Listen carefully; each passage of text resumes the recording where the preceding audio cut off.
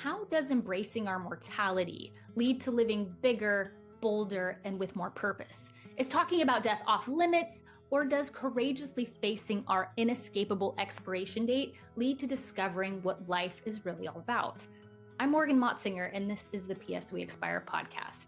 Each week, we'll unpack insights from psychology, neuroscience, and spirituality to equip ourselves with ways to navigate our inner world and relate to others with more courage and authenticity. Grab your sense of humor, your burning questions, or your very favorite existential crisis. It's time to explore the thrilling and challenging limited time offer we call life. When I came out of college, the first thing I did was got a job in corporate, which that was back in the 80s. And back then, we weren't really encouraged to do a lot of entrepreneurial ventures. I don't think I'd ever, we'll put it this way. I was an entrepreneur all the way through middle school and high school and college. And I didn't even know that's what I was doing.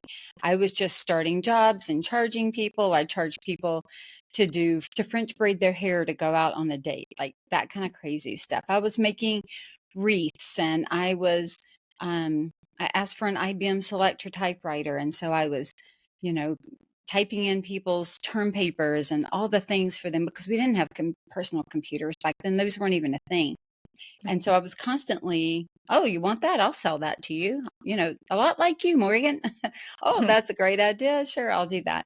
And so, but there was no entrepreneurial track in college. So I just took business. I had a business degree, went to work, did that for 10 years. And at the same time, I really loved interior design. Never knew an interior designer in my life.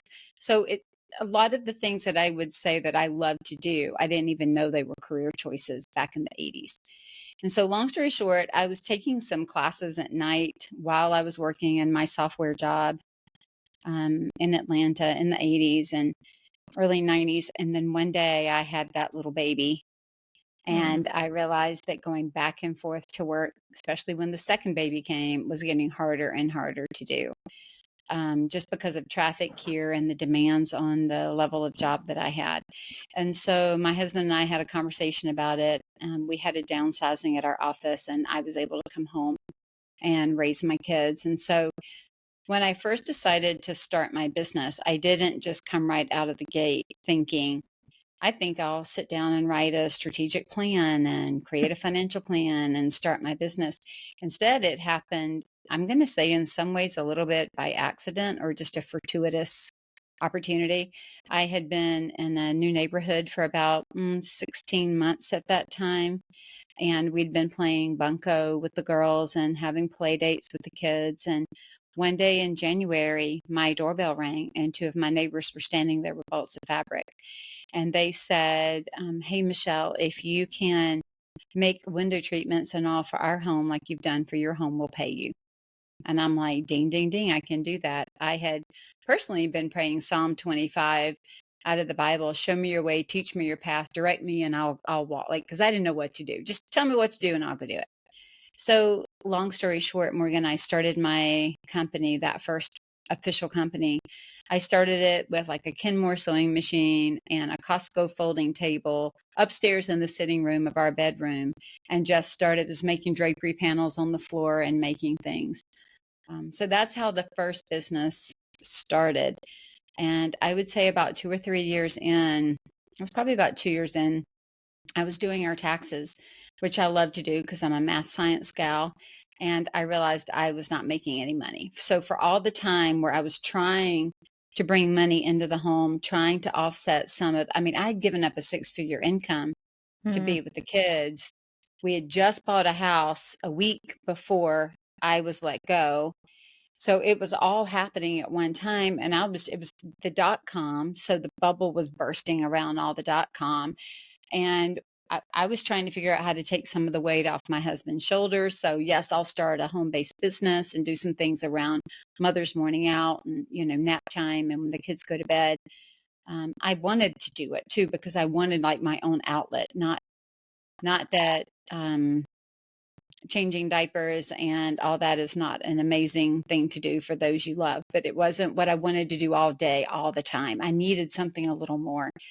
And so to then be about 2.5 years in doing our taxes, realizing that I wasn't making any money. And as a matter of fact, I was losing money at the end of the day Mm. was kind of defeating. And I had it, I was reading the other day in a business book and it was talking about those pivotal moments that you have.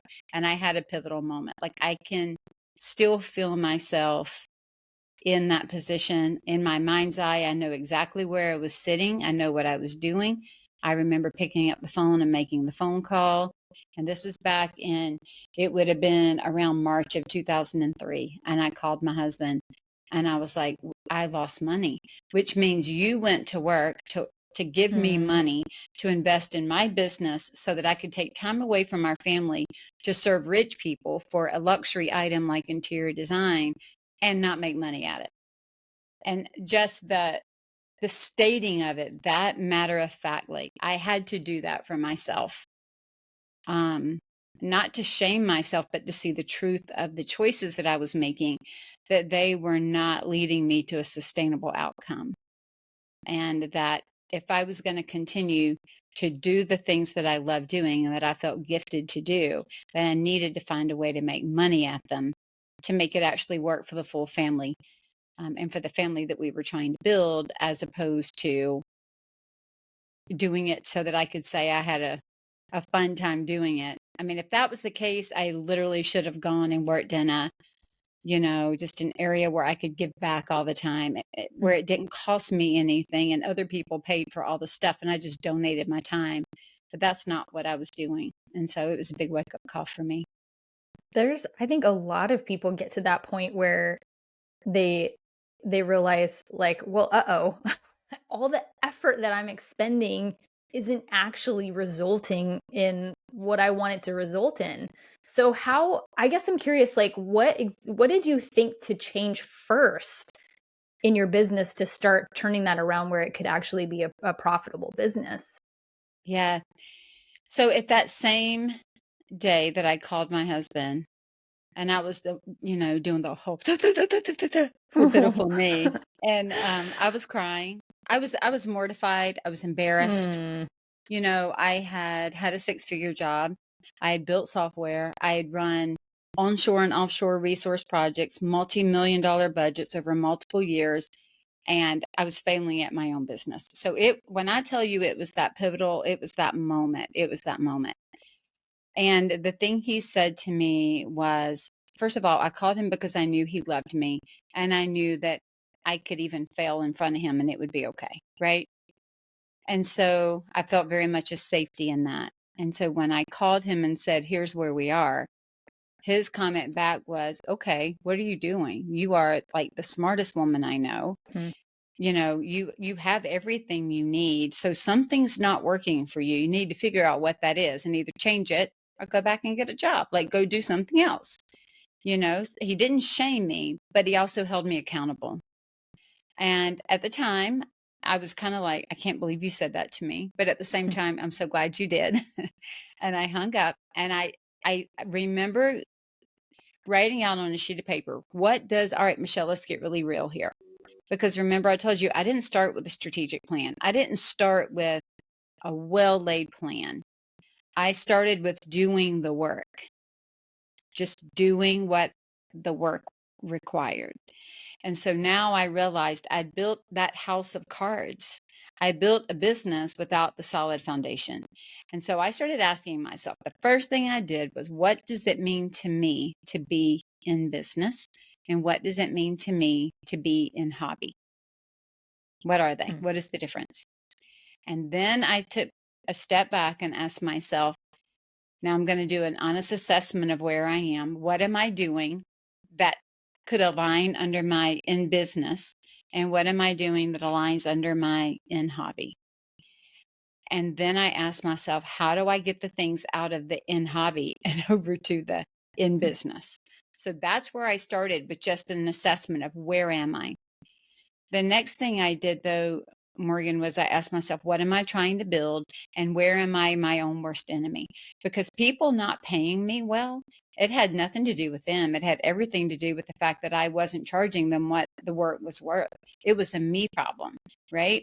It wasn't like I was saying your bill is $100 and they were saying, well, I really only want to pay you 25. I was asking for 25 when the bill should have been 100. So what was that problem? Why was I not charging what the work was worth? And so it just was a lot of that kind of that uncovering of why am I doing things that I don't want to do, meaning charge too little, not stand up for the business, allow people to drop their kids off for play dates when I'm in the middle of a work day because they don't recognize it as work the same way that I recognize it as work. Where am I allowing that I really should spend that extra 30 minutes over here and instead I'm throwing laundry on, or I'm letting myself, my attention be diverted when this is a quiet moment and I can do that later. You know, it wasn't something that had to be done right then. Where am I not being a good steward of the time that I have, the talents that I have, the resources that I have? Because what I was really doing was I said I wanted one thing, but my actions were aligning with a different outcome. And so I had to kind of put everything on the page and just be really clear on what is it that I want? How do I want to show up? What do I want my brand to be? How do I want to be seen? How do I want to be taken? And if I don't treat myself and my business as professional, then certainly no one else is. Like I can't expect them to respect what I'm not respecting. I'm going to interrupt for a quick second to invite you to download something I just created for you. It's called 6 Ways to Embrace Mortality and Live with More Purpose. These are 6 simple exercises to start to view your life through the lens of your own mortality. And I love these exercises. They're pretty easy to do. One of my favorite ones is a life review meditation. morganmotsinger.com/purpose to download your copy. Okay, back to the show.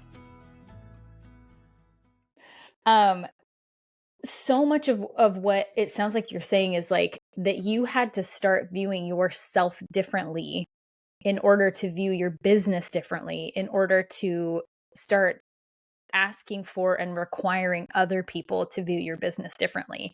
And that's like, that's an incredibly difficult thing to do because it requires us to honestly look at ourselves and say, like you said, like where what exactly are my weaknesses here?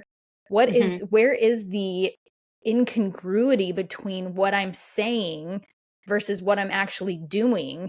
And Correct. I think most people get stuck right there and then they don't do that work. And so then their businesses or their relationships or whatever in their life just continues to stay the same because of how it requires us to shift our identity into something different. It really forces us to say, like, where am I personally responsible here instead of blaming other people for the circumstances I'm in?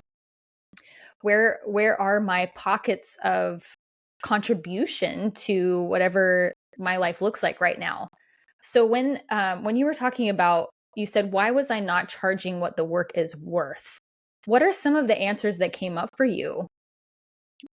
Yeah. So just even to take one step back before I answer that for you, I think what was interesting when I'm looking back and thinking back on it, I didn't start that work by asking myself, where am I not showing up? I started it by looking at the business because it was easier for me to look at what is the business not doing. And it actually breadcrumbed its way to what am I not doing? Do you know what I mean? Because Yep. my initial reaction would have been that client didn't pay me enough. And then when I sat back and thought, look, girl, who created the invoice and sent it? You. And why did you mark it down? You did it. They paid what you asked them to pay, right? They paid what you valued it at. But I say that only because I couldn't, at that moment, I think the tenderness of my heart was such that I couldn't start with, where am I failing? Not that I didn't think I did. I knew that I had some failures, but I didn't know I didn't understand where everything was. So it was easier for me to just logically, what's wrong with the business? Oh, I see I'm the one and only employee, therefore it must be on me. And then I was able, and then I was able to take a Somebody's not step out there back. with a company credit card spending. That's right. That's a me problem. But But now I will tell you, just for those that are listening, now that's why I encourage everybody. What I did was a SWOT. The strengths, weaknesses, opportunities, and threats. I actually sat down and did a SWOT analysis at that table, but I didn't know what a SWOT analysis was, and I had never heard of one before. But that is the work that I did. What's working? What's not working? What can I change? That was it, right? Which are the three big questions that get asked in Failing Forward by John C. Maxwell. What's working really well, and I'll keep it. What's not working well, and we'll change out or delete. And what did I learn? And so that was all of the process that I was naturally taking myself through, because the pain of staying where I was so great that the pain of fixing it to get a different outcome seemed minimal in comparison. So then when it went down to why was I not charging what it was worth, it was part of that whole conversation. Part of it was because I felt like an imposter. It was because my degree was not in custom window treatments. But did you know there is no degree for custom window treatments? But at the time, my brain didn't make that connection. It was just, you don't have, I was an interior design degree. You don't have all of the alphabets behind your letters. Now, if you had taken me over and dropped me in a software company, I wouldn't have felt imposter syndrome, because I'd done it for 10 years. I had a business degree. I had all the things. I came from an industry where I was very respected, had a beautiful body of work, had a degree that aligned with the work I was doing. And then I stepped into a creative venture that had no degree behind it at a time frame where women were really just starting. I was one of the first generations where every woman was being told, go to college, go to college, go to college. So I went and took what I went to college for, did it for 10 years, put it on a shelf, came home and started something that I didn't have to have a degree for. So it was this weird, it messed with me, because now I'm in something that doesn't have a standard behind it that I could say I've attained a master, or that I've got a degree, or that I've got something that was somebody else's stamp of approval. The only stamp of approval that I had was, does the client like it and did I get paid? Now today, fast forward to 2024, that's totally all we need. Is the client okay and not badmouth me on social media? And did they pay me for it? But back up 24 years, that is not the way it worked back then. Not to the same degree. And so we didn't have social proof, if you will. We didn't really have all that on the internet the same way. It just wasn't the thing. And so I didn't know how to compare my work to somebody else's work. I'd not been formally trained. I was very self-taught. I was very Barnes and Noble with a book in the middle of the afternoon taught. I was very checking books out from the library taught. There was no real YouTube or anything. I mean, we just did not have the resources we have today. So we were trying to find ways to believe that we knew what we were doing, if that makes any sense. And so because of that, I didn't charge enough. The second part of it was I was afraid they would say no, and I wanted the work to prove that I could do it. Right? We all still have that today. That's a big one for today. And the third one was I truly didn't know what it took to get the work done. I was thinking about the job, not thinking about the running of the business. So I wasn't thinking about building profit in a company. I wasn't thinking about longevity or sustainability in the company. I was thinking about, how much do I think it's worth to put in Michelle's back pocket to make this or to do this? Which is very short-sighted, but I was the only employee. So I wasn't thinking on a grander scale. I just had not done that work. Yeah, there's two aspects to entrepreneurship and having a business that I think most people who go into it are ignorant of. I know that I certainly was that there are the skill of the service that you're providing or the product that you're making, and then the skill of being a business owner. And that's why so many people run into the same kind of wall that you did, where you're like, oh, actually, now that I'm looking at what the health of the business is, like, I know I've got my skills dialed in. I know how to make these window treatments. I know how to put together a floor plan. I know how to, create this online course or this coaching package. I know how to do that. But the skills of actually running a business, it's a whole nother set of skills for sure. And so we talked briefly about your program that you work with your coaching clients on, the CFO to Go. What are some of the main things that you're starting out with people? So if someone is listening to this podcast and they're thinking, hey, I'm in the same boat, either I am thinking about starting this business, but I've got this job that I can't leave, or perhaps they're already in the throes of entrepreneurship and having a come to Jesus moment like you did, where you're looking at your books and like, I am losing money here, or I'm not making money, or I'm making less than minimum wage. That's like such a punch in the gut. So what are some of the first things that you start working on with your clients when it comes to being a CFO, which is the chief financial officer of your own business? Yeah, you made a comment earlier about us not sometimes owning the decisions that we're making. And so one of my taglines that I've used for years now is what you own, you can fix, or what you Hmm. own, you can change. And so one of the first things that I do is invite business owners or pre-business owners to own what the decisions that they're making about their company. Because if we own those decisions and we don't like the outcome, we can change the outcome because we can change the decisions. Believe it or not, it starts there. I know I heard years ago that all of the things that we want to do start with our mindset. And I remember rolling my eyes and going, Hmm. cheesy, but it's so true. We think and then we act. And, most of us are acting based on a belief system or something that we are thinking. So the first thing is about really having a belief that we want to establish a professional and a profitable company. And by professional and profitable, what I mean is that the money that is coming in is for a business that we can stand up and be proud of, that it serves our clients well. And I love to say that's fair and reasonable for the clients and fair and reasonable for the business. Because what I see a lot is what I was doing is we are so fair and reasonable for the client, Hmm. meaning we are giving and giving and doing and doing and serving, that we're not being fair and reasonable to the business. We're not charging what we should charge. We're not charging for all the hours that we spend. We're not saving money back for profitability. We're not doing the things that allow the company to be healthy and allow the company to be sustainable.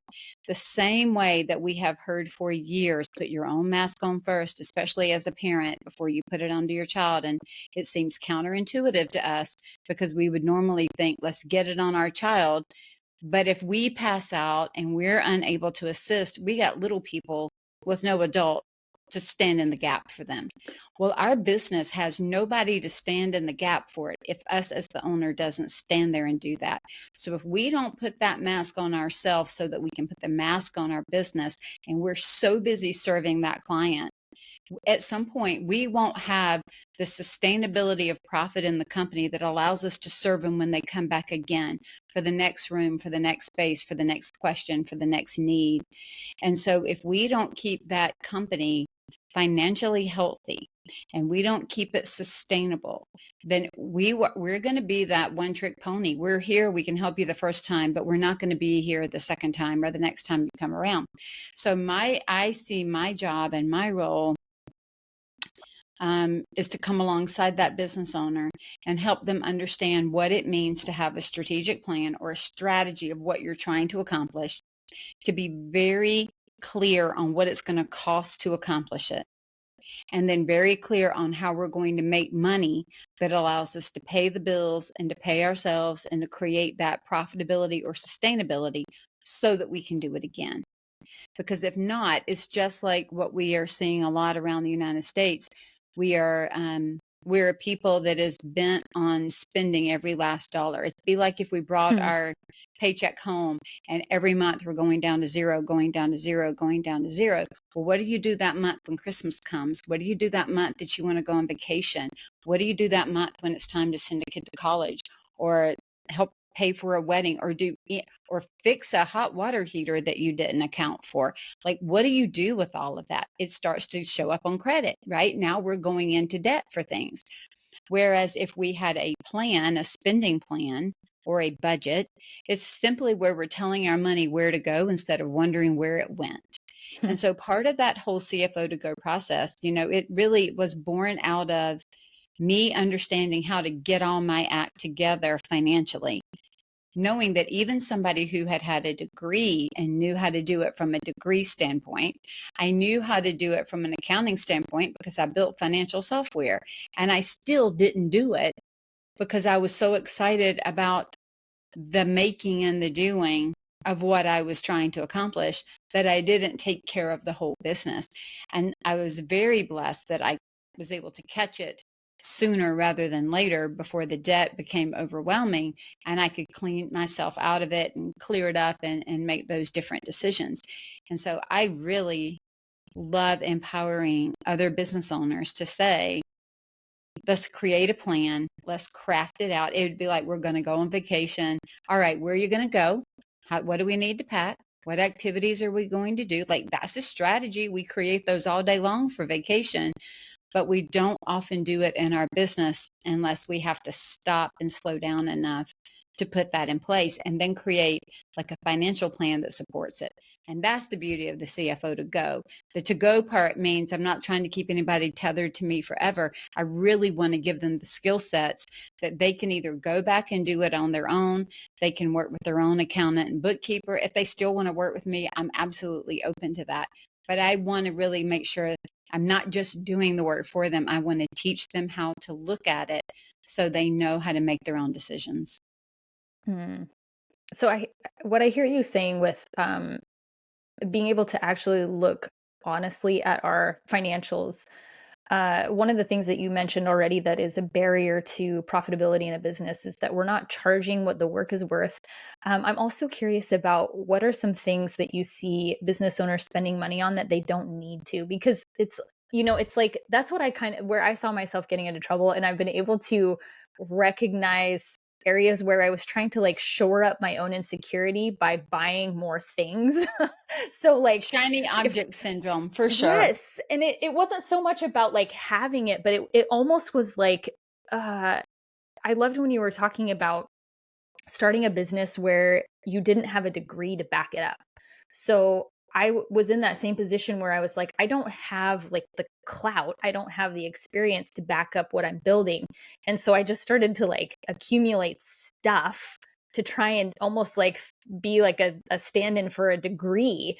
For example, when I thought about starting this podcast, man, I thought about it for years. And um, as a means of procrastination and also of trying to make myself feel better about how insecure I felt about starting this podcast, I bought a bunch of like lighting equipment and like a special mic and like the camera and all this. And of all the things that I purchased, I maybe used like two of those things because I realized at some point it wasn't that no amount of stuff that I could accumulate would make me feel better on the inside about just how uncomfortable it was to put myself out there in this new way. So, it really practically and tangibly with your clients, what are some of the areas where you're seeing money just like pouring out of a business where it doesn't need to? Yeah. So, all right. So I'm going to tell you, because, I have a podcast that I've Mm-hmm. had since 2018. So we're about 6 years in now. I'm actually 6 years in right now while we're taping this. Oh, Here's what's so congratulations. interesting. Thank you. Here's what's so interesting. That was probably, if I really look at that as its own small business, because it really is. Um, one, two. It was my third business start after the one that was in 2000, because I bought into a school and then I started my consulting firm and then I started the podcast. So it was the third one in. Before I started it, based on all my years of learning, so it would have been 18 years of self-employment. Before I started it, I sat down and wrote out a strategic plan. I wrote down the mission and the vision and the values and the why just behind the podcast. And then I sat down and wrote down what is the minimum that I need to produce it as Mm, professionally as I can. And then I wrote down what are the assets that are absolutely necessary and what are the nice to haves. And then I think I'm using my second microphone because one of them just didn't do well. It's I don't know, $100 ATR microphone. I'm using, a Logitech camera. It's my second one because it's come out with higher resolution than some of the others. I use Zoom and I use my laptop. That's it. I am still because I had a strategic plan and I looked at the cost and I thought, here's where the money and the process overlap. Now I do pay for editing and those kinds of things. So I'm telling you those details because what I see when people are overspending is we always think we need more than what we need. My daughter-in-law is pregnant with our first grandchild and they have their baby list. And we're like, what's on the baby list? And I said to her yesterday, I'm like, okay, if you don't get everything on that baby list, I know you're not going to go out and buy all that stuff. So what are the 2 things or 3 things on that baby list that if it doesn't get purchased, you are still willing to spend your money to go buy it? Right? And that's the way we sometimes look at our businesses. We treat them as if it's this long list that we can just spend and spend and spend, as opposed to thinking, how do I want to get paid? So this is the real answer to your question after all of that. I was just trying to show you other ways where it happens. The real answer is this: how do you want to be paid in the business? Because here's where it sneaks up. It sneaks up in meals and entertainment. Paying for meals out of the business that maybe you didn't need to pay for meals. And if you don't realize that for the most of them, 50% of it is still counted as your income. So if you had to count 50% of that meal as your income and the other 50%, right? So you're gifting 50% of that, would you still do it? Versus I can use the company credit card. It makes it feel like it's a company thing when 50% of it might be coming back to you. Another one for interior designers that I see is cost of goods, meaning they're buying and trying to do things for their home and they're running it through the business. And that's great until they realize they didn't get paid, but they got this great light, they have a chair, and they have an ottoman. And that's what you got paid last year. And they go, oh, well, I'd rather had the money. Well, then we shouldn't have bought the light and the chair and the ottoman, right? And so it's thinking about every single thing in the business. Do I need it? And do I need it now? Now, I'm not talking about the company's got to live on bare bones. That's not what I'm saying. But having a plan that says these are the things that are have to haves, these are the things that are nice to haves. If it is ever going to make it where I cannot do the best by my clients, then I'm going to spend the money because I don't want to have my brand suffer and my deliverable suffer. But sometimes we go so far above and beyond that they don't want. I'll tell you another one, a bunch of branded stuff. Do you know how many things we give out that are branded that other people say thank you and walk away and then it gets chucked? So there is just a bunch, the way we talk about, fast furniture, fast fashion, all the things, we got fast tchotchkes going around. How many things do people really use? And so just really making sure that it's usable. Does it help our mission be known better? Does it help us provide a product or service better? Is there a cheaper way to do it? Is there a better way to do it? And then really looking at all of it that way. Like we do a full expense scrub. Why are we doing this? Do we need to do it? Is there a better way to buy it? Another good one is all the bottled waters. People thinking they got to have these big water coolers versus buying, an amazing filter to put on the water, and then you bring your own cups and refill your cups. Now we don't have all the plastic and all the extra pieces. It's probably a lot cheaper. So just looking at more than one way to solve the problem. But if we don't have a strategic plan that this is what we're trying to do, it's easy to just spend the money because there's no guidelines. But if you have a strategic plan, then you can look at the financials and see how it fits into that. And most people would rather have profit or pay bonuses or, when you start thinking about how do you want this company to grow up? How do you want it to do when it's 5 years old and you're bringing in new employees? Are you wanting to give them vacation? Are you wanting to do 401k? Like, what is your plan for longevity here, for impact, for legacy? And so we have to plan in advance for that. And that happens with profitability. That doesn't happen because we're spending it all. And then the last part is really just looking at what is the salary or what is the income that it needs to replace, especially if you are working full time and you're trying to switch over. A lot of times, what I'll do there, because I've done that multiple times where I had one business and started the second and had to I start running them in parallel. And I might do 100% here and then nights and weekends here. And then I might do 70% here, 30% a few nights and weekends, and kind of back off of one while I'm going up on the other until I can move the income streams and everything over. But again, that comes with a strategy and a plan. You don't usually just turn one off to turn one on. It's kind of like when we tell people, don't quit your job until you have a job. I think it's the same thing, even if we're the ones who's creating that next job. Do the due diligence, create a strategy, have a plan, have some goals so that you go into it with the best opportunity to make it work, as opposed to, I'm going to quit this job and now I'm going to go figure it out. Because when we do that, it could take 3 to 6 months to figure it out before you can even get your feet up under you to be able to make money. So if we don't have a savings that allows us that buffer zone, we really have to be doing that nights and weekends, kind of that side hustle to get it to a good place so that it has a chance to produce for us later. That's so helpful to think about the overlap there, because I think there's this there's this kind of gross messaging that I've heard in some of the coaching spaces where they're like, if you really believe in yourself and you really believe in your dream, then you just should go all in right now and don't worry about a savings account and don't worry about a plan because it's all going to shake out.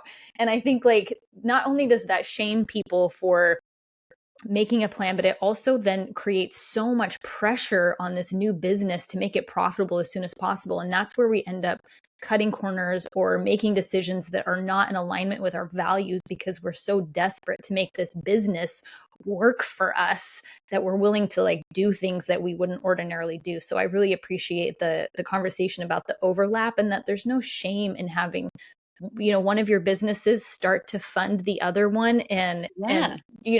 making the business work around your lifestyle.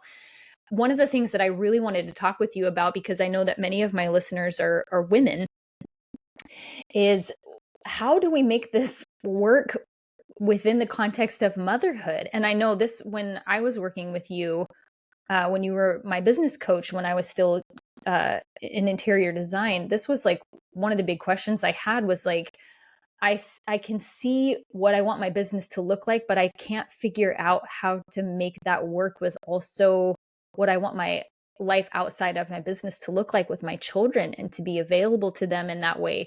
So one thing that you said before we started recording was something that your yoga teacher tells you, that we're working with the body you came in with today. And it's so easy, I won't even say like the collective we, but me, to see like these bro marketers on social media that are talking about like, just disappear for 2 months and then you come back and you're in your business, blah, blah. Or like, I wake up at 5 a.m. and I do my 1 hour morning routines and this, and it just is like noise when it comes to people who have children who are carrying perhaps like the bigger mental and emotional load of the household with their families, and also trying to figure out like, how do I make this business work? I guess there's not a very clear question in there, but more just to talk Yeah. to the women who are still trying to like be with our kids, but also have these like bigger goals and dreams for ourselves and these companies that we want to create. I love that question. So I'm gonna make a comment because I think it's gonna go for both, and then I'll dig in a little bit. When I first started my coaching company back in 2013, I bought a program that pretty much was a fake it till you make it kind of program. I didn't realize that's what I was buying because I'm not a fake it till you make it kind of girl. Like, that's not good for me. Remember, I've already told you that did not work well for me the first time through. I like to have the credentials. But I really felt like there were some things that I needed to know and needed to understand. And so They were pretty much just launch it. People will come. You don't have to have it built out. You can have the first 2 lessons done. Just launch whatever Like you're doing. pre-sell it. Yeah. Yeah, Yep. pre-sell everything and whatever. All you got to have is an outline. And I've got to tell you, that felt, talk about incongruity and talk about value statements. That felt so wrong to me, because if I had bought something that somebody had done that to me and I had realized that they didn't, I'm not going to say they didn't know what they were doing, but that they did not have a process and a procedure without telling me that I'm on the beta run here, if they had not given me some of that information, I think I would have been very let down. And so when I got into that program, I knew very quickly that I couldn't get done in 8 weeks what they wanted me to get done. Which, you took my program, you saw all that education I built. They wanted me to have all that done in 8 weeks. There was no way. Whoa. There was no way. I have over 100 lessons out there. I wanted it to be so much more than what they wanted it to be. I wanted more for myself and my offer than quick and dirty, make money off somebody else's pain point. Now, there are some that can go do that. That does not align with me as a human. That's not what feels good for me. And so what I had to talk about, stopping all the noise. But the same thing happened to me and to many women, especially because we're told the old song, I can bring home the bacon fried up in a pan and never let you forget your romance because I'm a woman, you know, WOMAN, the whole song. So I'm sure somebody listening singing it with us right now. But the challenge is what we weren't told, my generation, was that you can't do it all at one time. And the amount of pressure that it puts on us to be the perfect wife, the perfect mom, the perfect friend, the perfect daughter, the perfect sister, the perfect boss, the perfect worker, all at one day, one time, is more than anybody else is being asked to bear. To your point, men historically go to work, and when they did go to work, they did not carry the mental load of the doctor's appointments and the dentist appointments and little Susie forgot her lunch at school. That was not the load that they carried. They were able to let all of that load go and walk away. Women don't often let that load go. So we pick up the whole suitcase of the whole family while we pick up the suitcase of all of our work and everything else. And then, because we're such great moms, we're all supposed to be part of the PTA or PTO and all of the other things, right? And now we think we've damaged our child in some way if we're not at the Mothers for Muffins Day or whatever at the school. You know what I mean? It's like this whole thing where we can't keep up with all of it. So, or I couldn't keep up with all of it. Again, I'm not going to say the we, but I can tell you that I've coached enough women over the last 13, 14 years that I can tell you there's a struggle there. There's a big struggle. So the same way that I talked about creating a strategy for our business, I would say we all need to sit down and say, what is the strategy for our life? What are we trying to accomplish and over what time frame? Because sometimes I feel like, due to internal or external pressure, we have the time frame so shortened, Morgan, that it's next to impossible to achieve it without burnout, without I see women, I've been there myself. I told you about it before we got on the call. High cortisol levels, completely burned out. Adrenals are crashed. Like, we see it over and over and over. Fight or flight, living in this heightened sense of, just shaking and everything, hair falling out. We're seeing so much female pattern baldness, like all these crazy things that are happening to our bodies because we are forcing ourselves to do multiple full-time jobs at the same time and carry all that load. And so what I have found for me to be helpful, and for those that I'm working with, is to do the same thing that we would do for a business, where we create a strategy. What is the strategy of the life that you want to live? So I remember telling you back in the day to talk to your husband. What is it that he expects of you as wife and mom? What is it that you expect of him as husband and dad? And then how do you layer onto that your work? Like, how do we first create the family unit that you're wanting to create? Then how do we add in work? I took a slower roll with my business because to me and for my husband, our conversations together, I needed and wanted to be present with my children. So I worked Mother's Morning Out. I worked while they were in kindergarten. Every year when their timeline at school got longer, I worked longer. Now, did that mean that sometimes I had to do some nights and weekends to keep up with everything? Yep, that's what it meant. But I still got to be with my kids. I got to participate where I needed to. There were still times I had to say no because work came first. But it was the secondary and tertiary things, right? Not the primary.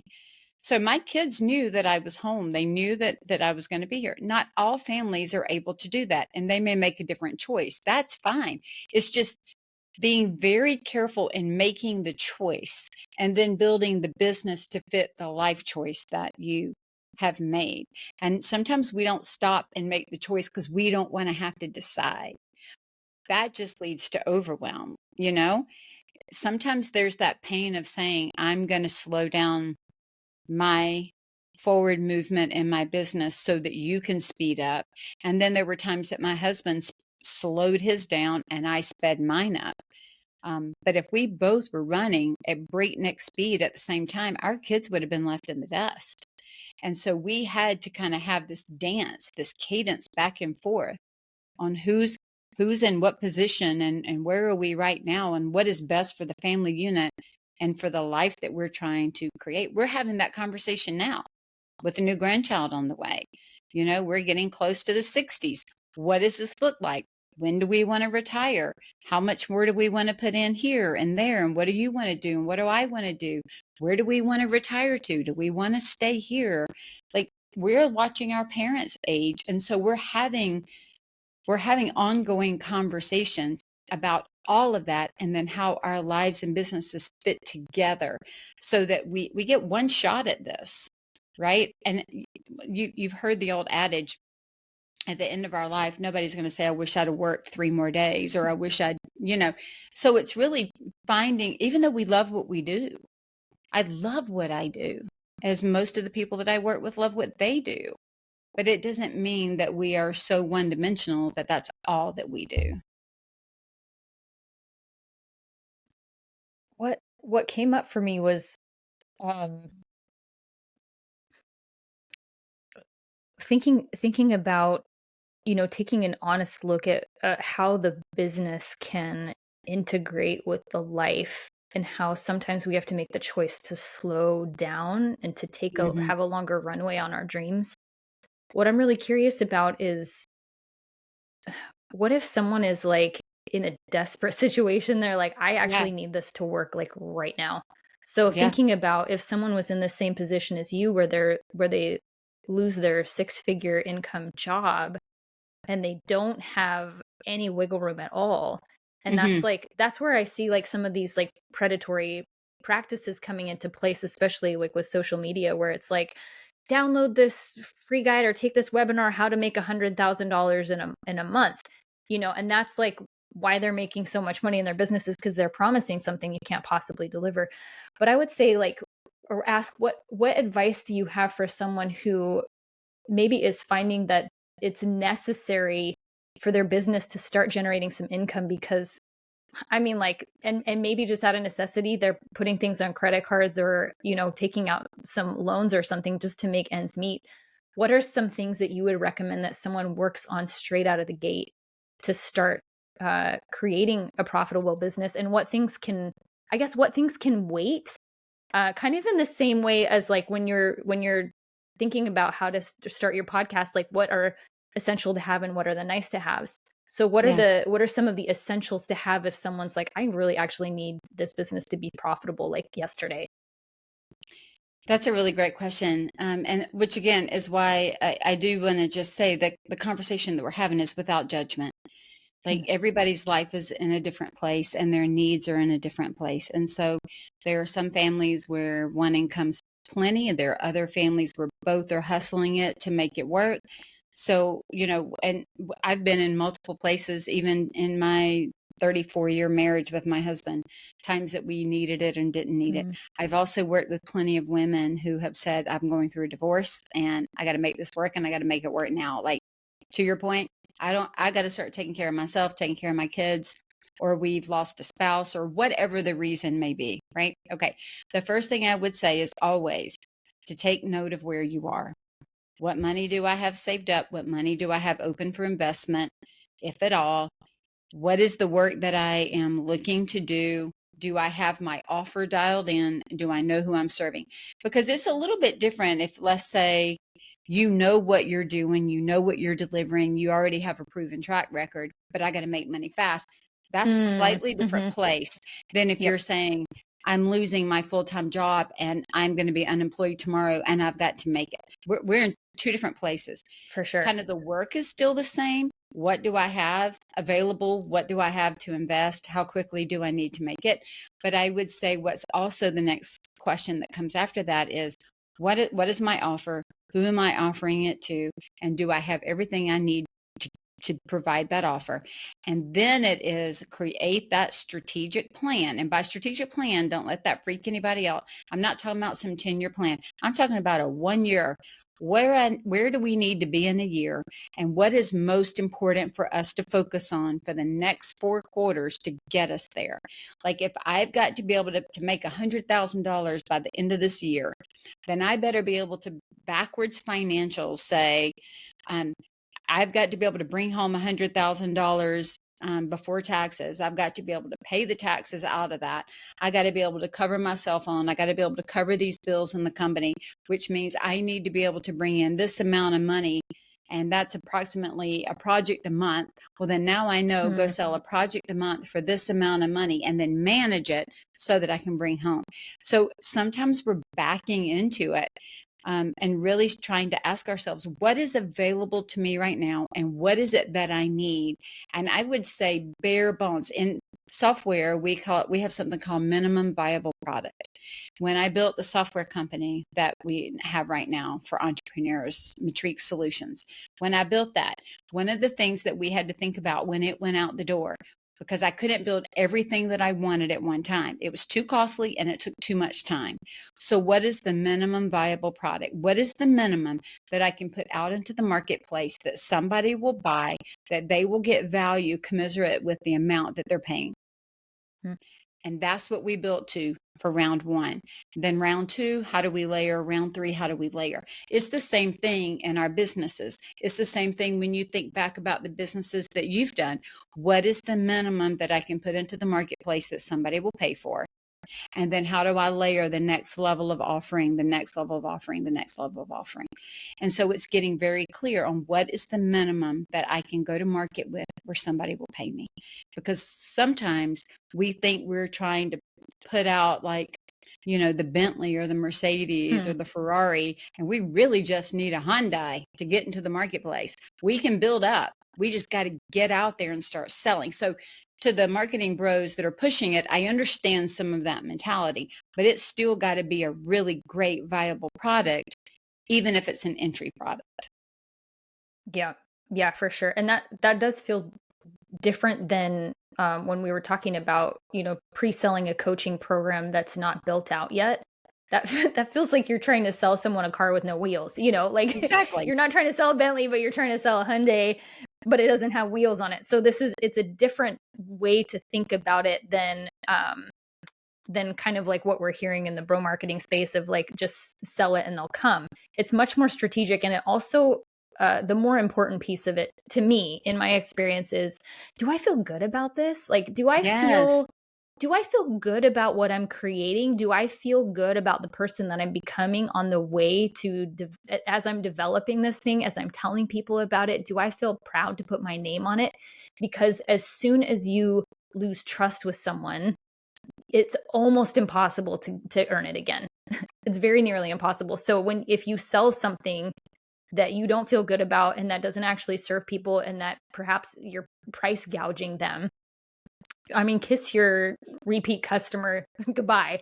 That's not going to happen. So it really is about like doing work worth doing, feeling good about it. So if you have someone who's like, okay, I've got this like hobby, or I have this idea of something that I want to do, but there's no wiggle room for a lot of like market fit testing, I guess. Like, I mean, that's something that because I am such a like creative forward thinker, I often am like, I just am excited about this idea and I'm just going to put it out there. I have no clue if anybody is going to buy it at all. So when you're looking at like a SWOT analysis of whether or not something is a hobby or a business, I guess I was wondering, like, what are some of the ways that you can move something out of the hobby space and into the business without telling yourself like just turn off your creativity and like there's going to be no iteration or no growth or no curiosity or inventing in your business anymore? Because I think that's where I get kind of stuck, where I'm like, if I make a plan, that means I can't deviate from the plan, and that automatically makes me like, like I don't want to do that. Right. I see the value in it now, but I mean, that's a long-winded way to ask about, someone who's like, yeah, I have this like idea, but I have no clue if it's actually going to make me any money. Right. So two things. One, when I said a minute ago, a strategic plan, it doesn't have to be so tightly written that that it stifles creativity. That's not what we want. But what we do need is for it needs to create the ditches that we keep you within, right? When we talk about stay within the ditches, think about it as like when you go bowling, there's trenches on either side of that bowling alley to keep your ball in your lane. That's what a strategic plan and a financial plan are meant to do, is to keep you in your lane, which is the lane, your zone of genius. It is the area where you can excel, because 9 times out of 10, where we get in trouble is our balls hopping lanes across, and it's knocking down one pin in every one of them, and we're wondering why we can never get a strike. Well, we're not staying in one lane. We're knocking down a pin all along the bowling alley, and we have a problem. And so the strategic plan is not, if it is written so tightly that you can't pivot when you need to pivot, it's too tight. But if it's written so loose that it doesn't hold you accountable to reach the goals that you've set, it's not well written either. So it's finding that happy medium. I shift mine up, but here's the deal, Morgan. If you have the correct why, like we talked about this years ago, if you define your why and you can see the vision tied to that why, everything else in your life is really just the mission of bringing that vision to life. So it might show up a little bit differently here and there, but that why and the heartbeat is still going to be there. You look back at all of your different ventures, look at your coaching, you can look at the s'mores box, you can look at your interior design, and then your interior design for special needs. Like, look at all the different pieces and parts, every bit of it. There is a thread that carries through every single bit of it that is clearly Morgan. We talked about that. Remember your podcast for me was Serial Entrepreneur. And you said, I didn't know that I was. Right? Because there's something that you're trying to get out into the world. And so when we can identify what that something is for us, even now, the things that you are learning and the ways that you are growing are to push that same thing forward, just with a different mission. It's the same Morgan. There's a lot of changes that have come for you, but that push is showing up just in a different way. You are still serving people and trying to help people the same way you've always been trying to do it. And so one of the ways to figure out will people even buy it is to get a good group of friends or a good group of people and ask them. There's nothing wrong with creating things sometimes and running it through. I'm going to do one freebie version and run some people through and serve them well. Ask for feedback. You could do it for free. You could do it for a reduced rate, but you're giving people an opportunity to give you feedback. We, in college, we had to create a product and we had to go get feedback. We went, I wouldn't necessarily suggest this today, but we went and stood in the mall and asked people questions. Will you try this? Will you look at this? Would you come in and do a focus group for us? And they would come in and give us their opinions and thoughts and feedback on what we were doing.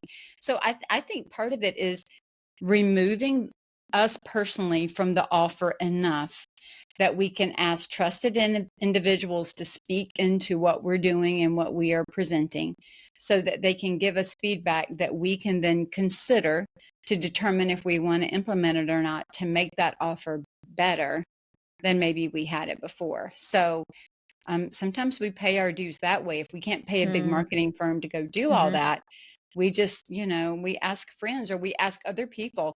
Most people, if you're asking the right ones, are willing to help you in some capacity to do that. Especially if it's not, if you're asking a lot of their time, maybe you don't charge them any money.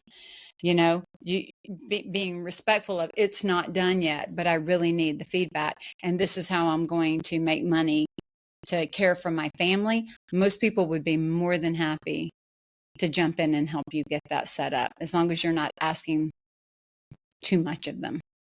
Yeah, I love telling people that the way I started my interiors business was just asking 3 friends if I could just try it. Like, they pay for the product and I'll do all the work.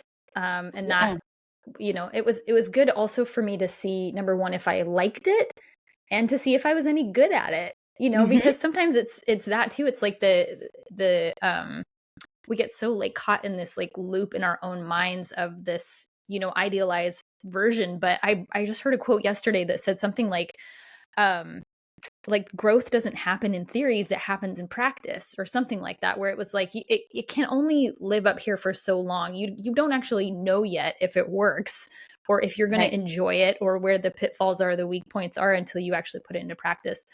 What I want to ask you about is, so when you're doing this testing for a new product, and maybe it goes well and maybe you've like had some success and some wins on it, how long do you stay before you decide, like, it's, if something's not working, how long do you continue to like nibble at that until you decide, okay, this actually like isn't a viable thing? Or perhaps that's uh too to the edges, where what immediately what I was saying was like, if it's not working, then throw it out instead of like, if it's not working, iterate, iterate, iterate, iterate. Yeah. So like, what are some of the signs that, like, okay, maybe it's actually time to iterate? Because one of the things that I think people struggle with is either not staying with something long enough to find those weak points and to shore them up, or they stay with it way past its like RIP date, Yes. Yeah. And there's a big dash between those two, right? There is a great book, Morgan, called 212, The Extra Degree. And what it talks about, the premise behind it is that at 211 degrees, water is hot. But at 212 degree, water boils, and boiling water produces steam, and steam can move a locomotive. And so it's really asking ourselves, are we pushing to 212 or are we going to stop at 211? Like, what are we doing? Right. And it was in the book, it's a really tiny little book, but it was even highlighting the Olympics of years ago, and how the difference in like first and second place is like 100th of a second. Like, we're not even talking a full second. We're talking about like faster than the blink of an eye type of speed, right? But what I love that it promotes is that what's important is that we're falling in love with the process of becoming as much as we are the becoming.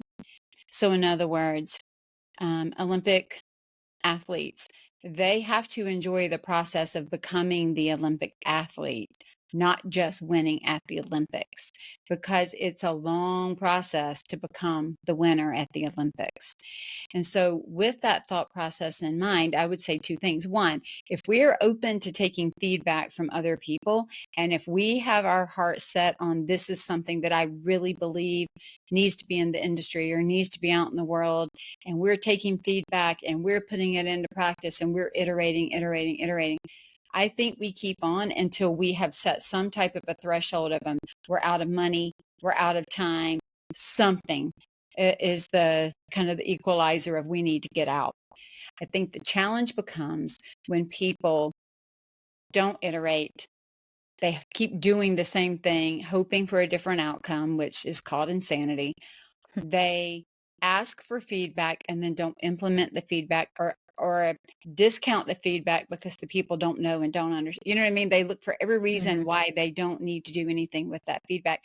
And they don't have a good board of advisors. Like there is nothing wrong with getting a sounding board of good advisors to say, I'd like to bring an idea to you and I'd like for you to tear it apart and help me put it back together. But I will also say, if somebody comes to me with an idea, and if I can say one thing and they've changed their mind, they were never locked in on that idea. Because there is a time that we have to be so locked in that even people talking us out of it talks us more into it. But it's because we've done the work. When I was thinking back a minute ago when you were talking about knowledge, I tell people that when people pay us, this kind of even circles back to the conversation of me saying I didn't charge what the work was worth. And I have learned over my, I don't know, 25 years working for myself, people pay us for a couple of different things. They pay us for our knowledge, so what we know, but they pay us for our experience, which is that knowledge in action. It's the working through of the knowledge, not just knowing it. They pay us for our time. They pay us for real and perceived value, and they pay us for stress relief. And so we need to make sure that we are accounting for all 5 of those things when we're creating our pricing. And so that's knowledge and expertise, our time, our stress relief. And then what did I even just tell you that last one was? Value, real and perceived value. I did them out of order the second time. But in other words, there's a lot there. And so when we are creating these strategic plans and creating these financial plans and trying to figure out, should I keep doing this? Should I iterate? Should I stop? That real and perceived value is where we're getting other people's ideas. Because if somebody says to me, I don't care about that, and I'm over here, but you should care about that, I'm going to have a hard time charging for that and having them be willing to pay it without a fight, because we're not valuing the same thing.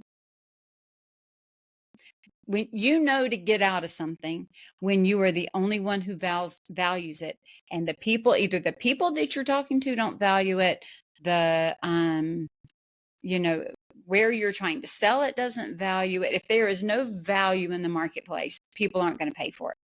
But if you can create that value, if you can create that stress relief, if you can create that time savings, if you can have an expertise that they don't have, people will pay you for that. Okay, so when you were talking about the 212 degrees, I love that metaphor very, very much. And one of the difficult things about self-employment entrepreneurship is you don't really know how close you are to 212. You know, like, because you could be like, I am expending so much effort here. I'm like putting out so much content. I'm creating ads. I'm creating value. I'm doing all this stuff. I'm selling some stuff. Maybe I'm not having these wins. And you think I must be at 211, you know, but what if you're actually at 142? And Right. and you know, like, I know there's not an answer to this question, because it's the same thing of like, you know, when you're going through a really hard time and you're asking like, when is this going to end? If I could just know how much longer I need to like suffer through this or push through this, it'll be worth it. And so how, maybe this is more of like an existential question of addressing and attending to the emotional needs of your clients and the emotional needs of entrepreneurs, because man, it's hard out here. It really It's is. hard out here, and it really is very mentally and emotionally taxing. Yes. You know, it's interesting as you were saying that. I was thinking about the fact that, again, it goes back to getting other people to help me. Like, for example, when I think that I've done all the things that I can do and it's not working, whatever's not working, it's bringing people in to find out what's not working. So, in other words, you know, tracking the data. I'm big on tracking data. Wait a minute, how many times did I post on social? Let's go back and see if my socials were seen by the right people. Of the right people that saw it, did they click? When they clicked, how long were they on the page? Does the page tell them what they need to do? It may be asking a couple of people, I saw you were on my site and you clicked off. What were you looking for that you didn't find? So it may be learning to get a little curious and kind of checking your ego at the door to ask the questions. We got all the way through to here and you didn't sign, or you didn't fill out the credit card. You didn't go that last step. What stopped you? What happened there? What in this, was it a sales process issue? Was it a deliverable issue? Was it that it wasn't truly meeting the needs that you had? And if it had this one more thing, it's getting curious and not just taking things at face value. And I know at the beginning, I just took things at face value. I'm like, well, they don't like it or they don't want it. And sometimes, like, I'll give you a prime example. I had somebody that I spoke to last week that wanted one of my programs, and we narrowed it down and said, this is the program for you. Well, we were supposed to jump in and start that work today. And so they had not paid for the work. I went ahead and jumped on the call, and they came on the call. I was kind of thinking I was going to get ghosted, because sometimes when that happens, I get ghosted. They don't pay, I don't show, and there we are. Well, I went ahead and jumped on the call. I thought, I'm going to go that extra degree. I'm going to show up on the call. They showed up on the call, and their comment was, I had a question. I didn't pay in advance. I wanted to ask this question to you right before we get started. And then they went and paid right there before all I had to do was answer the question. But they knew that I would show up on the call to answer the question. If I had said, I'm not going to show up on that call because they did not pay, I'm not going to follow through on my side, I would have missed that sale. Right. And that's the beautiful thing in the 212, the extra degree, is it talks about, what does it mean to have a 212 degree mindset? What does it mean to have a 212 degree work ethic? What does it mean in all aspects of our life, not just in one? So that when we are trying to determine when do we walk away, you're not looking at a single data point. You're looking at multiple data points, because you're assessing it from multiple directions. There was something that I heard the other day, and it was talking about the way that we work and the way that we are integrated with our work, and that so many people do, that we give up so easy. We're so ready for a quick and a fast, I build it, they'll come. I'll build it, they come. And they just don't come that fast. The way that my company has even been selling in 2024 is not the same as it was in 2020 or 2021. Completely different. Let us walk into an election cycle. It's going to be different. Let us go into a boom time. It's going to be different. Let us go into a crash. It's going to be different. People's habits and people's buying habits and what they're doing changes. The needs of the consumer changes. And if we're not able to create that plan and that strategy, but to have it open enough that we can be flexible to pivot based on what we're great at and what the client needs, we can miss it just by a little bit. And sometimes it's about what we say, and sometimes it's about what we don't say. So I think the more that we can ask the questions, what is the hesitation? Why this seems to align with what you wanted. Is it the outcome? Is it the timing? Sometimes it's just the timing, but just understanding what is it that's stopping it is really a good place to start. That is a great question to ask. And I love that it enables us to not be so rigid and have so much of our self-worth tied up in what the answer is, but really just pursue it with curiosity. I got chills when we were talking about this concept of, like, you said something about, do you have the 212 degree mindset? And I think that's when I was like, zing, because what that made me think of was, if we are certain about whatever the good thing is that we want to do in the world. Yes. And like you've been so helpful in reflecting this back to me over the course of the years that we've known each other, that what I'm doing now is so different than what I was doing just a few years ago, but there's a thread throughout all of it that is me. Mm-hmm. And that right there, like finding that thread and trusting that that thread is doing some good in the world, is the 212 degree mindset right there. It's knowing that I have something valuable to serve others with. And that if I can make sure that whatever I'm doing, whatever it actually looks like in the 3D, whatever the tangibles are, if I can make sure that I'm still like walking that line, that I'm still tethered to that thread of That's my it. essential self, I mean, there's no such thing as failure then if you're tied more to that than you are to whatever the results or the outcome or the thing that you're putting out in the world. It's irrelevant in the sense of like, can I make sure that I feel good about who I'm becoming? I feel good about what I'm putting out in the world, and I feel good about the connections that I'm making and the people that I'm serving. That to That's me is exactly like it. a great way to sum up the 212-degree mindset. That's exactly it. Here was one of the things I heard on a podcast the other day. They were asking, you know, especially if you have children, what do we tell our kids all the time? Just give it your best. Just give it your best. Mm. But the truth is, who's the only one that knows if we gave it our best? Us.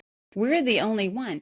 Now, I could give it 80%, and somebody else could look at that and think I gave it my best based on their best. They're making an assumption.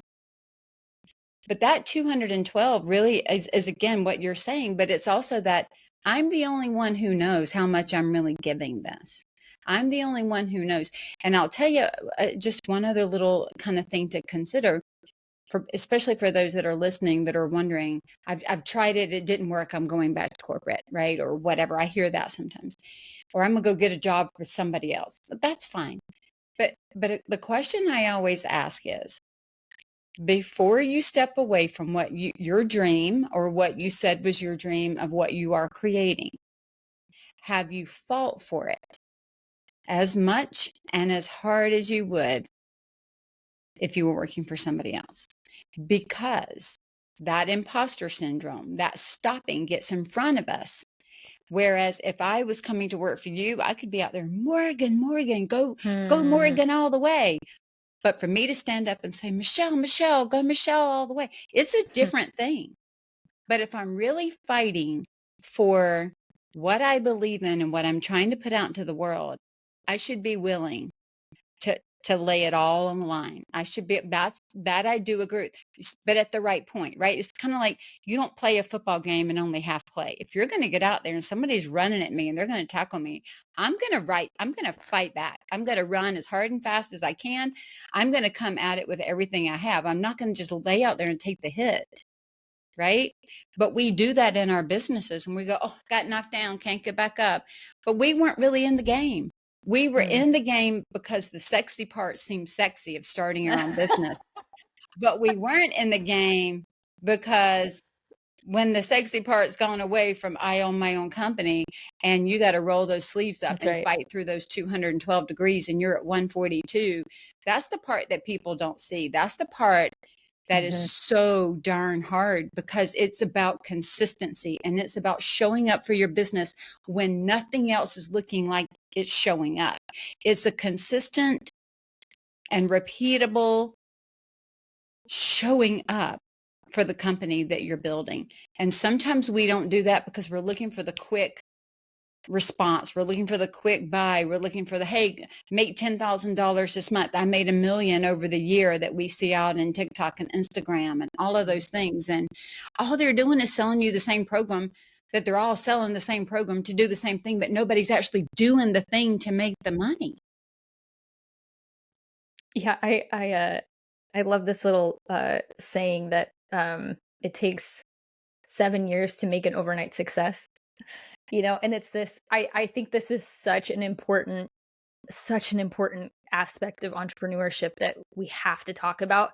The perfect metaphor for this is home projects. I don't know if this is how it is in anybody else's home, but we get to like 80% of a project and then it's like it gets left undone. It's like the baseboards that don't get tacked in, or the touch up on the paint, or the ceiling needs to be painted in this one spot. Like we get these projects to a certain point and then like you said, like the sexy's gone, like it's good enough, or I have other things that I want to do. I'm really excited about this other new project over here. And we get to be like these little squirrels in our businesses. Like I want to do the next exciting thing.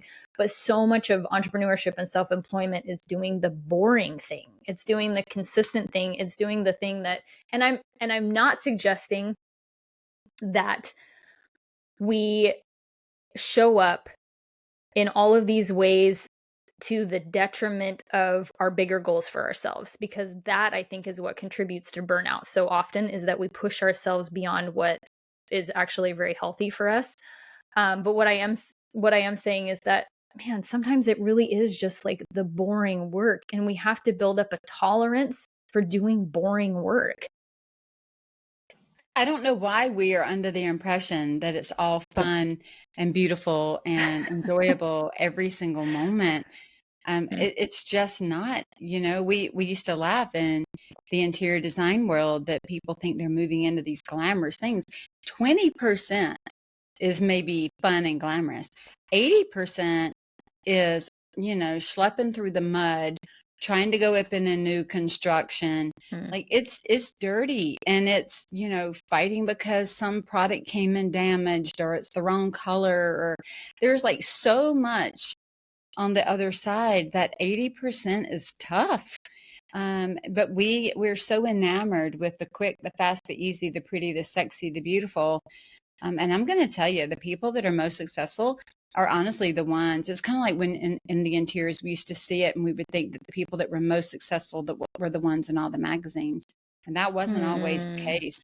A lot of times, the ones that were even more successful based on how you define success, being profitability, sustainability, ease, lack of stress due to some of those things, they were the ones that were not in the magazines because their heads were down doing the work versus constantly having to prep to have the work photographed and put out there, or in a design show house all the time. I'm not saying those people aren't successful, but there's more than one way to define success. And so being able to define it as a profitability and sustainability, a lot of times it wasn't the ones that were all the ways out there that you saw. It's the I ones that think were about that a lot. quietly just doing the work. Yep. I think about that a lot with people who I know are successful that either don't have social media accounts or have like, a very minuscule following compared to like some of these bigger accounts. And knowing that they're successful in their businesses, and that so much of what we look at are just vanity metrics. We think like that's how success is defined, or that's a sign that someone is doing well, and it's not always true. Like sometimes, yes, it is cross a line, but sometimes it's not. I want to go back to this question of when can I get people to help me, Hmm. and how can I bring people in to tell me what's not working. um People, I think a big barrier to this maybe is that we think it's going to be very costly. I mean, I put off hiring for a long time because I was like, how am I going to be able to afford this? How am I going to be Right. able to afford having someone work for me? But can you talk about some of the ways that we have people help us in our businesses that are either, low cost or no Yeah. cost? Yeah, And sure. when do we know when, um, in order for us to grow to the next level, like we really need to actually dole out some cash to hire someone to help us? That's a great question. Um, so first of all, like I think usually if there is something that we're trying to put out into the world, right? Some type of business that we're trying to start, we know somebody who does something along those lines, or who would be an ideal client of ours. So the first thing to do is to truly find some trusted people that you can ask questions to. Like for example, one of my best friends is doing personal coaching for health and fitness. And she's constantly asking me, Michelle, can you look at this web page? What do you think? What do you feel? Hmm. How are you interacting with this? Does this land with you? What does this word mean to you? And so just little stuff like takes me 5 minutes to look at the copy and tell her what I think. Michelle, if do you tell me some of the challenges you're having? Does this speak to them? Would this make you interested to know more? So she's just not asking me to buy anything, not asking me to do anything. She's asking me to look at the words and the offers and the deliverables to see if I'm part of her ideal group. Does it make sense for me? And there's nothing that she's expecting me to do on the other side of that. I know that I have people that will never be my coaching clients, but they're honest with me. And they might say to me, hey, I saw that email you sent. There were some misspelled words in that. And if you're trying to do ABC, you might want to clean that up. Or this didn't really make sense to me. So sometimes I'm just asking people that are close to me. I ask my husband, can you look at this? Tell me what you think. What do you see? It doesn't mean that they're necessarily the people I'm selling to. So I think that's one point, is we can have people that even that we're not selling to, just to say, if you were to look at this, what does it bring to mind? What do you think? Here, look, Morgan, you can go out and look at somebody's website and you automatically have thoughts. I got big thoughts on some of them, but you've got thoughts when you go look at a website. You've got thoughts when you go look at an Instagram page. You have thoughts when you read through and look through a story, correct? You've got thoughts. Yeah. So your friends also have thoughts. Asking them how they would interact with what you have gives you a good idea of how a random person that's out on the internet, if that's where you're doing all of this, is going to interact with what you're putting out there. Another one is there's some free different things, like if you're trying to look at like SEO and Google and what keywords you might rank for, there's all kinds of free stuff that you can see. Where is my data actually showing up? I think always start with free as much as you can, but remember it's free, so you're probably going to get a lot of free. I mean, that's just kind of the way that is. When you get to the point that you have exhausted the free, you have asked enough people that are willing to help you, or you have exhausted your resources, then I would start looking into paid help. But there is a lot of free out there that you can do. Looking up blog posts, looking up things that don't require a lot that you have to give them. You may have to give them your email so that they can certainly talk to you and understand that. But I'll give you a prime example. Even on my podcast, I have on my website a coach through my podcast for free area that tells you, here's how to build a strategic plan. Here's how to build a financial plan. Here's why you need to care about a budget, like all of these things. And I literally just have a whole thing of just go listen to my podcast for free and get all of that. So I know that there are other resources out there like that, from people who have a heart like mine to truly raise the next generation to understand their numbers and their financials and their business. After that, when you have consumed that data and tried to put it into practice, not just consumed it, but consumed it and then tried to really look at your own business to put it into practice, then you can start to look at, where do I feel like I don't have the best grasp? Is it the marketing? Is it operations? Is it sales? Is it financials? And who might I, find that I could work with to help me in that? And then different people have different options, but always consume the free stuff as much as you can. But I want to say this, be careful who you're consuming free from, because there's some free out there that can be damaging and that can lead you astray. So really try to look for trusted resources, ask other people. If you had to go somewhere for free, what would you look at? Where would you go? Just like I can get health information on WebMD, I can get it on Google, I can get it from a friend, but that doesn't necessarily mean it's all great health information. Yeah, I started to think about how overwhelming it feels with the amount of resources that are available. And also the amount of places that we can be as we market ourselves and our businesses. And it ties back into what you were talking about at the very beginning when I was asking, like, okay, if somebody is like starting from square one, what are the things that they should focus on? And you use this phrase, I'll see if I get this correct, but the smallest viable option.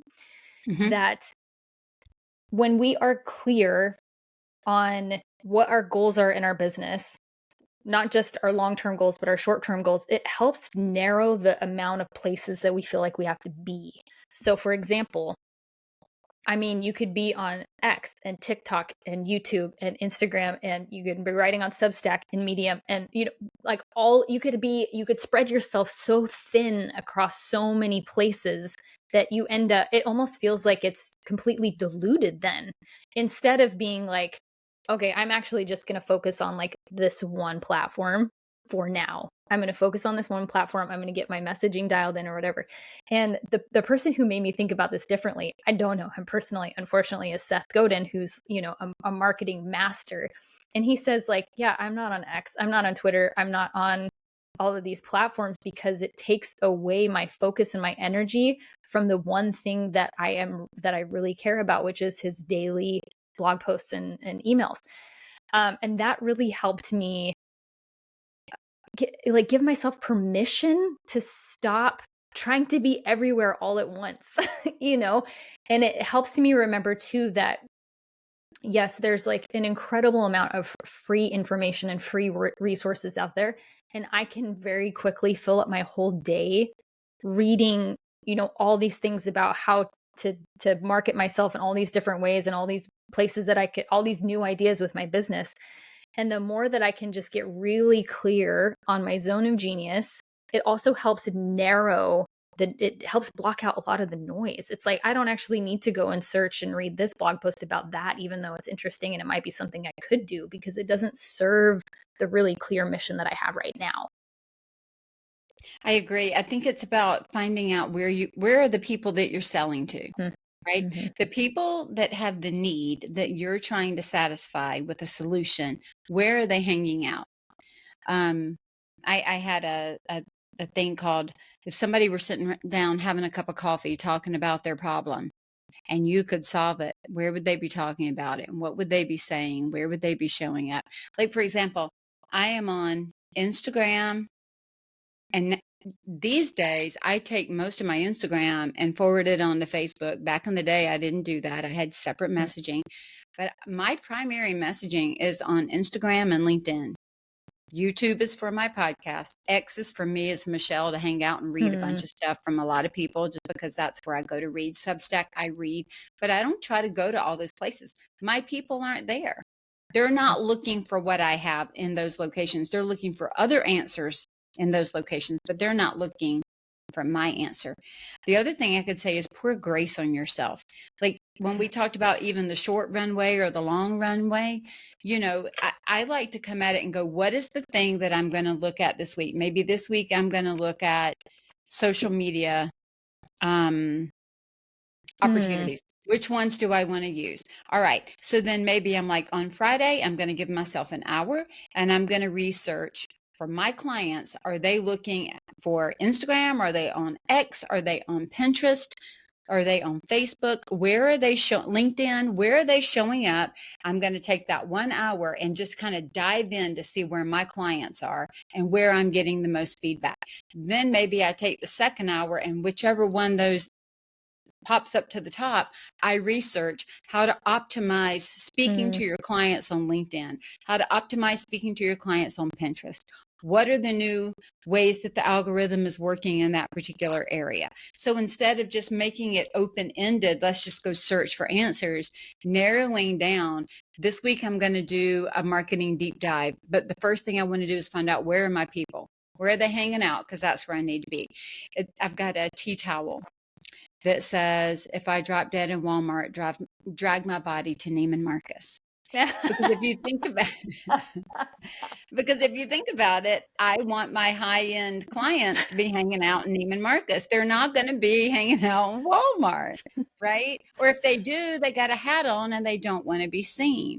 In other words, if all of my clients are hanging out in Neiman Marcus and I'm trying to sell to them, I better go to Neiman Marcus. Go where they are. Right. Yeah. Now, I do have a best friend that would drag my body, but it's really about finding out where they're hanging out. I was on Pinterest for a while, and we tried and we tried and we tried to build up. But the offer that I have and the work that I do, designers and business owners were not looking for that on Pinterest. Oh, They were sure. looking for Yeah. something else when they went to Pinterest, but they were not looking to solve the problem that I could solve on Pinterest. They were looking for that more in a Google search, on Instagram, and on Facebook, and then on LinkedIn. So I pulled all of my marketing dollars out of Pinterest and redistributed them in the others. I actually have a marketing team now. I have somebody on that works for me full time. And the question that we had the other day was, is it better to do our spend on 2 blog posts, or is it better to do 1 blog post and an ad spend to send people to the blog post? And Mm. so we're now going to look at 1 blog post and an ad spend to send them there, as opposed to the cost of trying to get 2 blog posts up. So it starts to change as the business evolves and as it goes forward. But sometimes it's about, when you've got that free time, to your point, Morgan, being clear on the question that you're trying to look up the answer for, so that you don't get caught with this overwhelming overload of information. Another thing is to look for things like Inc. There's a company, INC, right? Forbes. Start looking for some of the name brands of companies that put out articles that can be mostly trusted for business related things, and start there. They'll then start also leading you down the path to other people. Mm. I guess what I hear you saying in that is to be picky about who we're listening to, Yes. and to regularly uh look at the data, because it's not gonna lie to you, like our I wouldn't say that our feelings lie to us, but like sometimes it's like, well, it feels really good to spend this much time over on this particular platform, but if we don't have any data to back up whatever the goals are for the business. I like that you said too that um that you're on these platforms for your business, and then you're on X for yourself personally. That was I don't know why that was just like just a really helpful moment right there, where it was like, hey, you can still like be on these things, but if you're thinking about strategically for your business, like that, paying attention to where people are finding you and what exactly they're looking for on those platforms is really helpful. I'm going to go ahead and wrap up our conversation, but is there anything else that you feel like we haven't maybe talked about that would be really helpful for people who are in this like self-employed entrepreneurial space, whether or not it's interior design or some other industry? Yeah.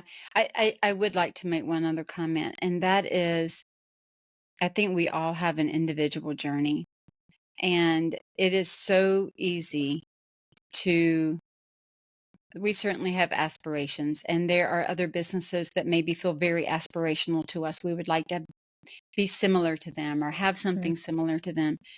But I would really just encourage us all to run our journey, to run our race, because I think it is so easy to feel less than, to get even more into that imposter syndrome, to think that we've done it too fast, too slow, not enough of this, too much of that. And if we can back it up and we can define the life that we want to live. And when I say define life, it might mean I want a life that makes me laugh. I want a life that brings me joy. It doesn't have to say I want a life that gets up at 5 and does the morning miracle and then shows up at 6 and does. Well, I'm not talking about that regimented. I'm just saying, if we can start to define so that we are working with intentionality on the life that we're building, the relationships that we're building, the businesses that we're building, if we can give ourselves room to grow and to try and to explore and to fail and to get back up and to learn, it will be so much more of an enjoyable process. It will be work, but it won't feel as heavy and burdensome as it will in the other. And we don't have to have businesses that look just alike, even if we do similar things. There's more than one way to accomplish the majority of the things that we're doing. And if somebody's on the fast path because they have to be or they want to be, and somebody's on the slower roll because they want to be, both are totally okay. My biggest goal for the people that I support is that we are financially viable and stable no matter what size the business is, whether it's I'm a part-time person raising my children to full-time to part-time because I'm playing with my grandkids or anything in the middle. It's just, let's make sure that we're being profitable for the time and the energy that we're putting into it, so that we then don't feel diminished and depressed and depleted because we're giving away something and expecting to get paid and it's not matching up. So there is nothing wrong with any of it. There's no judgment on, I work 70 hours a week, I work 20 hours a week. The truth is, do what you love, but make money at it so that you can continue to do the other things that you love. I love that. What a great parting message. Thank you so much for your time and your wisdom and just your open-heartedness to share your personal experience and also your professional experience over the last several decades. You are so welcome, Morgan. Thank you for having me. And for all my listeners, before we go, P.S. We expire.